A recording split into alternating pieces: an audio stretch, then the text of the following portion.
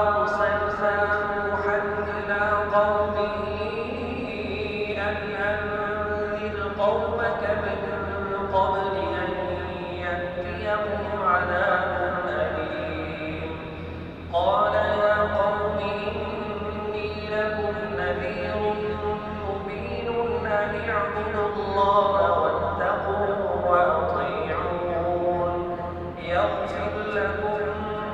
من ذنوبكم ويؤخركم إلى أجل مسمى إن أجل الله إذا جاء لا يؤخر لو كنتم تعلمون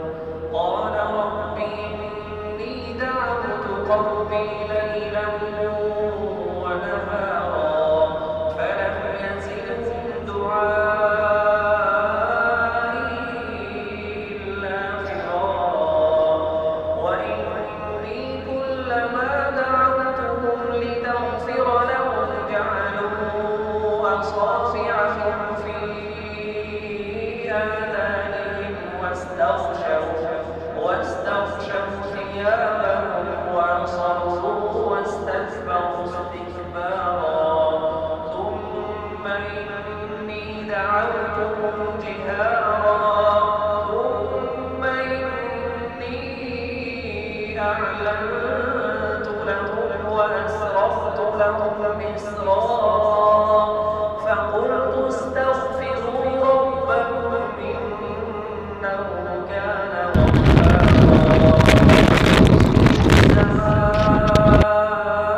عليكم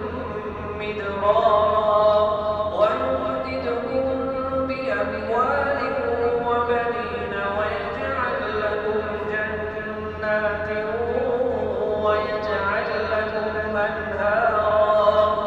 ما لكم لا ترجون لله وقارا وقد خلقكم أطوارا ألم تروا كيف خلق الله سبع سماوات طباقا وجعل القمر فيهن نورا وجعل الشمس سراجا والله